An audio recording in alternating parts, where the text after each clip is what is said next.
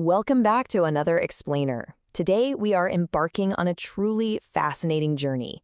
We're going to try to unravel the very fabric of our everyday existence, drawing from a deeply philosophical text that questions basically everything we think we know about the world around us. Have you ever, just stopped in the middle of a really busy day, looked around and wondered if what you're experiencing right now is actually as solid and real as it seems? Well, let's explore that exact mystery. So, what is the actual difference between waking life and a dream? We walk around thinking our day-to-day lives are entirely real, mainly because we can touch, see, and feel the objects in them. But think about it. When we're in a dream world, the things we experience there feel incredibly real to us at the time too, don't they? This source text challenges us right out of the gate to completely blur that line and rethink our core perception of reality. Listen to this profound thought straight from the text. Reality is like a dream, an illusion, a bubble, and a shadow. As dew and lightning, thus should you meditate upon them. Wow. Just let the wonder of those words sink in for a second. Dew and lightning. Things that are brilliant and totally visible, yet incredibly temporary. The whole thesis we're exploring today is that what we so confidently call reality is actually entirely fleeting and deeply, deeply misunderstood. Okay, let's dive into this. Section 1. Defining reality and illusion. Now, what's really interesting here is how the author completely flips our conventional wisdom on its head. It's a massive paradox. The text argues that reality, the material stuff we surround ourselves with every day, is actually illusory. It's just a surface-level presentation. But the things we usually call illusions, the non-material, intangible elements of our existence, those are actually the real foundation of the universe. So the physical, material world, it's merely an expression, a presentation of this non-material foundation. It literally turns everything we think we know upside down. So what exactly is doing all this presenting? Let's move to Section 2, Consciousness Shapes Our World. Here, the text shifts from abstract philosophy to something deeply empowering. It argues that our internal state actively builds the external world we live in. Let's walk through this logical progression together. Step 1. It all starts with your illusory consciousness, your inner world of thoughts, feelings, all of that. Step 2.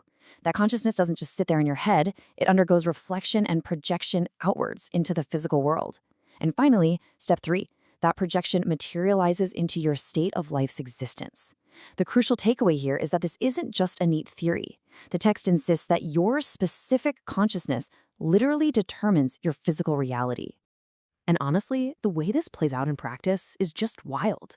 Intangible things are the actual fuel for our lives. Think about it. Wishes aren't just lazy daydreams. They lead directly to reality. Ideals aren't just naive thoughts. They accomplish life's reality. Our visualized prospects literally determine the future. Love injects this massive spirit and soul energy right into us.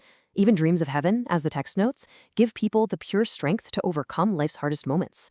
These so-called illusions are practically the engines of a positive, optimistic life. Because our inner illusions shape reality, our whole relationship with time has to change. The text offers this incredibly poetic view. The bygone is mist and smoke. Past dance halls and battlefields fade to empty wilderness, while future illusions evolve into reality. It's basically saying that clinging to the past is pointless. The solid reality of yesterday always fades back into illusion, into empty wilderness. But your future illusions, your dreams and your goals, those are currently evolving into tomorrow's reality. All right, which brings us to Section 3, the game of life, where we start treating reality as a stage. Since reality is constantly being built and then dissolved by our consciousness, the text introduces a wonderfully liberating metaphor. Life is a game. But to play any game, we need to know who the player is, right? That is the soul. The text defines the soul as a non-material structure. It's the absolute truth of life. Remember how we said the non-material is what's actually real? The soul is that exact fundamental structure. It dictates our nature, which in turn produces our illusory consciousness. It's the core driver of the game and, honestly, the only truly real thing we even possess. And this brilliantly illustrates the dialectical relationship at play here. Look at the stark contrast. If you cultivate a beast's illusory consciousness, you're eventually going to project and inhabit a beast's reality. But on the flip side, cultivating a celestial illusory consciousness leads you straight to living in a celestial world reality. The specific consciousness you choose to focus on dictates exactly where you end up. You literally write the rules of your own game based on where you put your focus.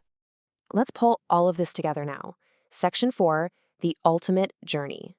The text doesn't just want us to ponder this philosophy, it wants us to actually use it. We've got two distinct paths laid out before us. If you focus on possessing reality, trying to fiercely grab and hold on to material things that are ultimately fleeting, it just leads to misery, tragedy, and confusion. It's like trying to hold on to smoke. But if you focus on possessing illusions, cultivating love, ideals, and a joyful consciousness, that leads to happiness, comedy, and true affluence. Embracing the illusory game brings total freedom from the pain of material attachment. So what should we take away from all this? How do we actually play this game? Well, here are the actionable steps directly from the source. First off, do not get lost in reality. Stop competing, seizing, or trying to forcefully possess things. Let go of your worries and fears about the material world. Instead, treat reality exactly like a stage. Your goal isn't to own the stage. Your goal is to perform on it, to seek happiness, freedom, and joy. It's an urgent, super uplifting call to stop obsessing over material gains and just start playing the game of life successfully. Which leads us to this massive, culminating paradox. To own nothing is to have everything. Not to act is to act.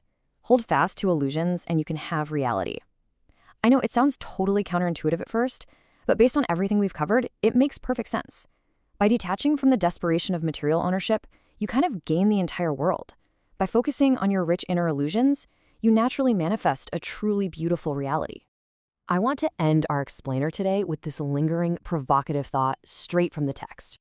When you finally leave this world and wake up in another, will you find that this entire life was only a dream? It's such a beautiful question, and it really forces us to reevaluate what truly matters right now. Thank you so much for diving into this fascinating material with me today. Take these insights, apply them to your own stage, and I'll catch you on the next explainer.